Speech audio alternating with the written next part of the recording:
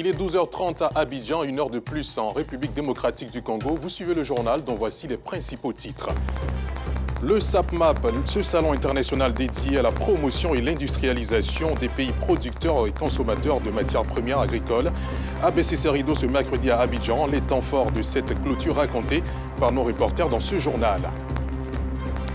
Hors de nos frontières, le chef des opérations de paix de l'ONU, Jean-Pierre Lacroix, a achevé ce vendredi sa visite d'une semaine en République démocratique du Congo. Que faut-il retenir de son retour en terre congolaise? 3 points clés que nous développerons en toute fin d'édition. Voilà pour le prologue.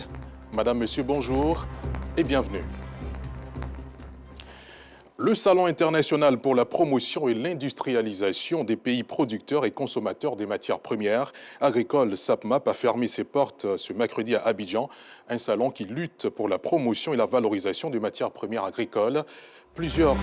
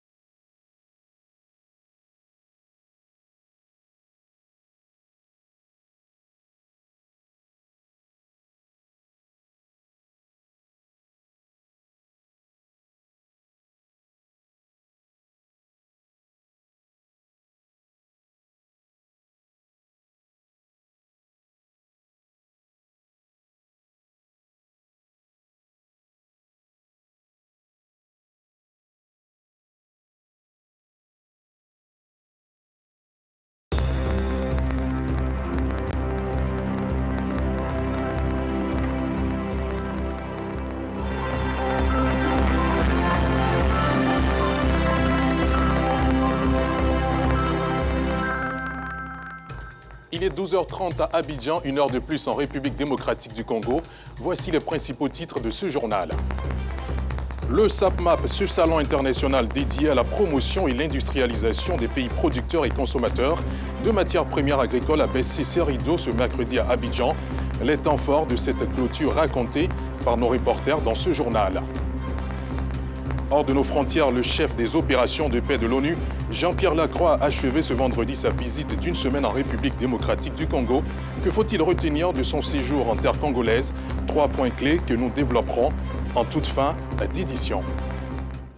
Voilà pour le sommaire. Madame, Monsieur, bonjour et bienvenue. Le Salon international pour la promotion et l'industrialisation des pays producteurs et consommateurs de matières premières agricoles, SAPMAP, a refermé ses portes ce mercredi 18 septembre. Un salon qui lutte pour la promotion et la valorisation des matières premières agricoles. Plusieurs acteurs du secteur ont pris part à cette rencontre. Artisans, Assitan Diarra, Adama Koné et Issa Dambélé. Mettre en valeur les matières premières agricoles de l'Afrique et surtout celles de la Côte d'Ivoire est la mission que s'est assignée Chantal Kouassi, initiatrice du Salon international pour la promotion et l'industrialisation des pays producteurs et consommateurs des matières premières agricoles, SAPMAP, dans la commune de Cocody.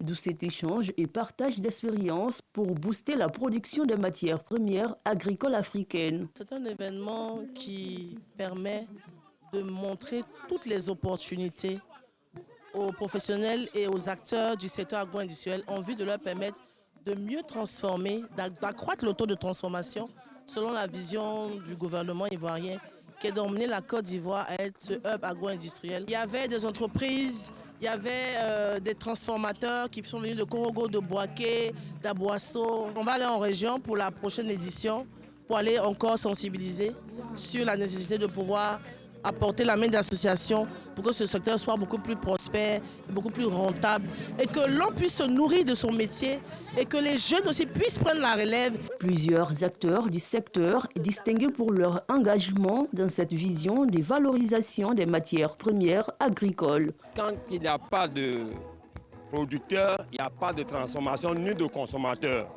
Et donc un salon qui parle de la production, de la consommation et de la transformation, je pense que nous, agriculteurs, nous devons nous approprier. Nous encourageons l'initiative et nous souhaitons que tout acteur dans le domaine décide d'accompagner l'initiative de Mme Kouassi qui va apporter un plus dans le milieu agricole. Le SAPMAP, organisé par Chantal Kouassi, est à sa première édition. Ce sont plus de 60 exposants qui ont proposé une variété de produits agricoles aux visiteurs pendant plus d'une semaine. On prend la direction de Achokwa, village de la commune de Bingerville. Là-bas, la communauté villageoise en synergie a procédé à la réhabilitation de l'école primaire construite depuis 1962. Grâce à l'entente et l'union des fils et filles du dit village, ils sont allés plus loin en construisant une école maternelle baptisée du nom du député maire de Bingerville, Issouf Doumbia. L'édifice a été inauguré ce jeudi 19 septembre. Clément Boko et Kader Bachil.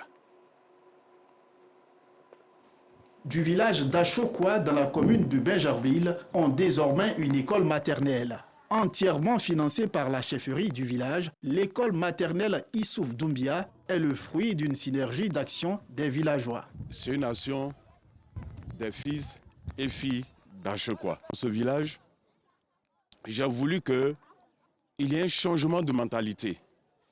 Et pour que ce changement ait lieu, il faudrait que l'école y soit. C'est par l'école seulement que nous pouvons atteindre le but que nous voulons atteindre. C'est un maire visiblement heureux qui réceptionne cette école maternelle qui porte son nom.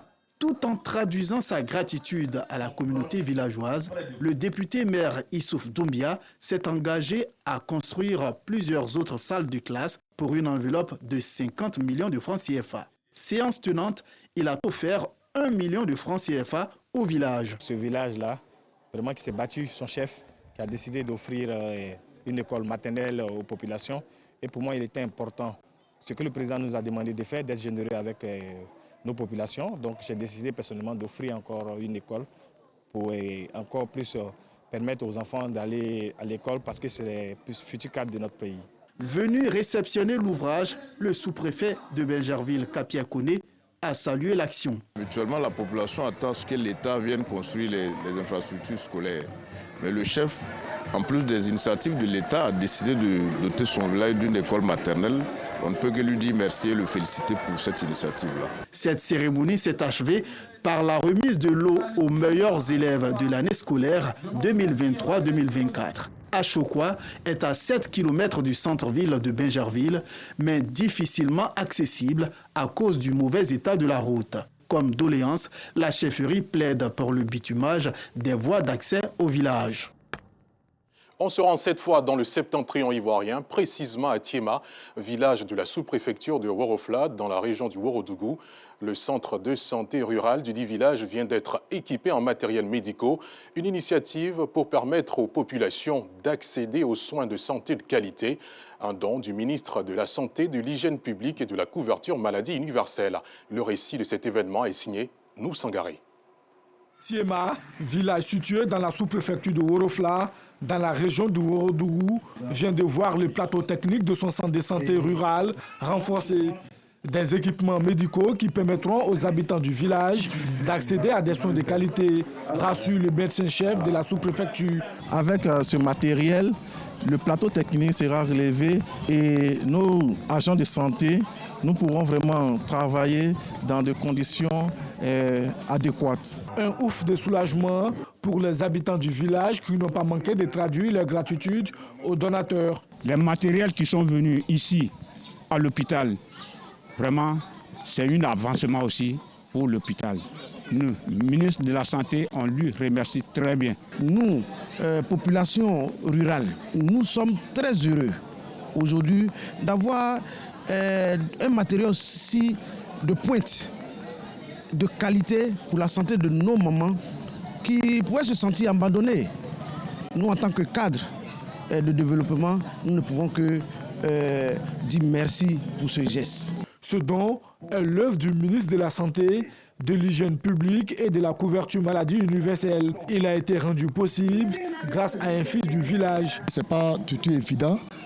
Monsieur le ministre Pierre Demba, qui est de la région de la Niévi-Tiassa, qui accepte d'adopter un fils du Worodougou. Et dans ce élan, voilà tout ce que nous avons pu obtenir dans cette adoption. Donc vraiment, on tenait à dire merci au ministre Pierre Demba pour tout ce qu'il fait pour la jeunesse ivoirienne et pour tout ce qu'il a fait aujourd'hui pour notre centre de santé. Merci infiniment à notre gouvernement, merci infiniment à son excellence Alassane Ouattara pour toutes ces actions de développement. Le personnel médical et les populations ont été invités à faire bon usage de ces équipements.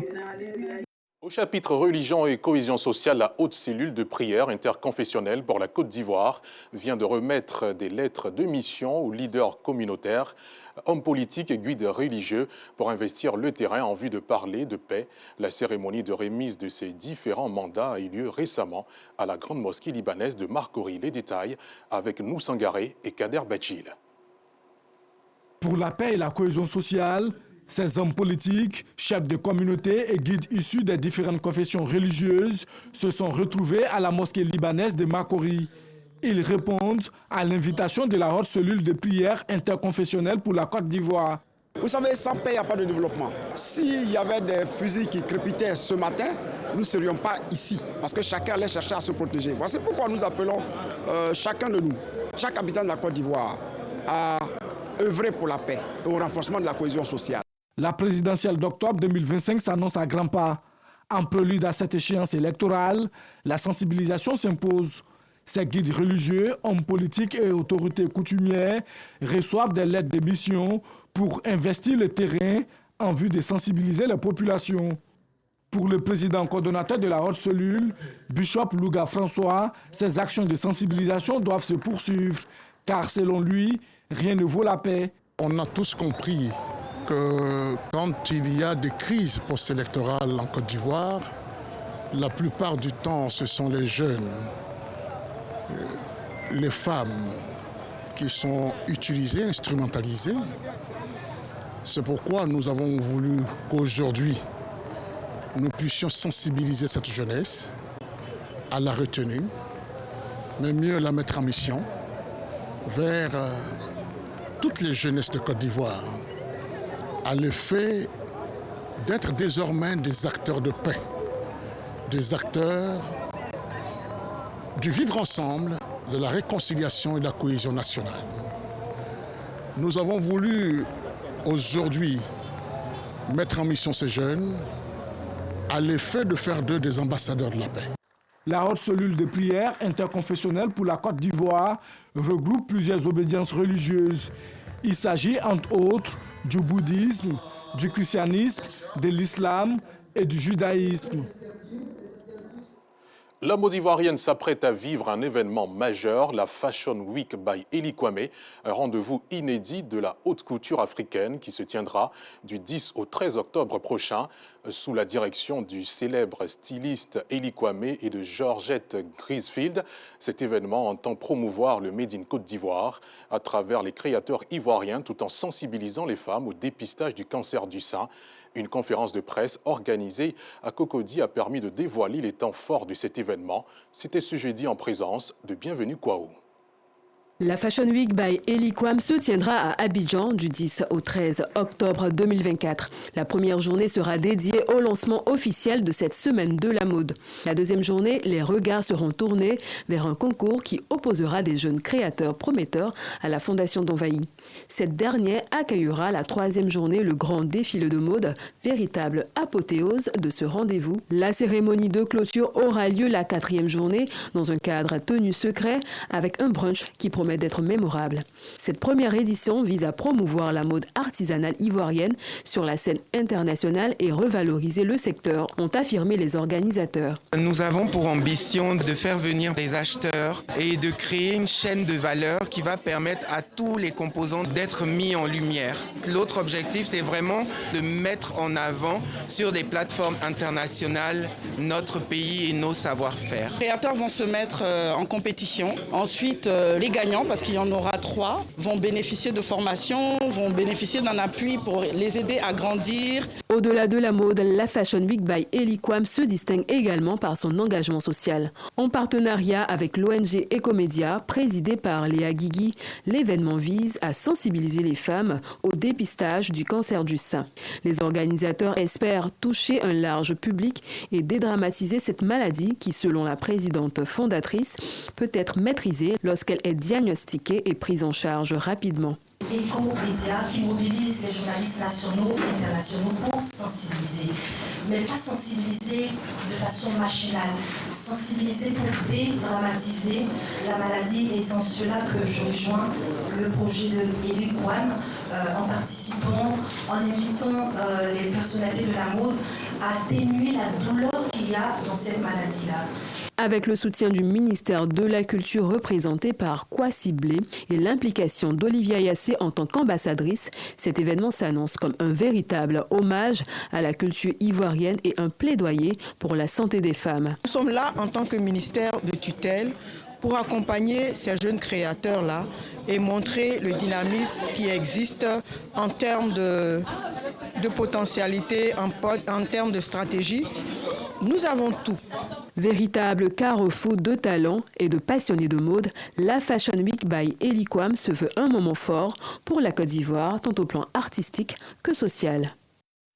En sport, la Fédération ivoirienne de Kouat Al-Rami et Self-Défense a organisé son stage national de perfectionnement des techniques et Self-Défense et Kouat Al-Rami ce dimanche 15 septembre à Abobo PK18. C'est un reportage signé Véronique Conan.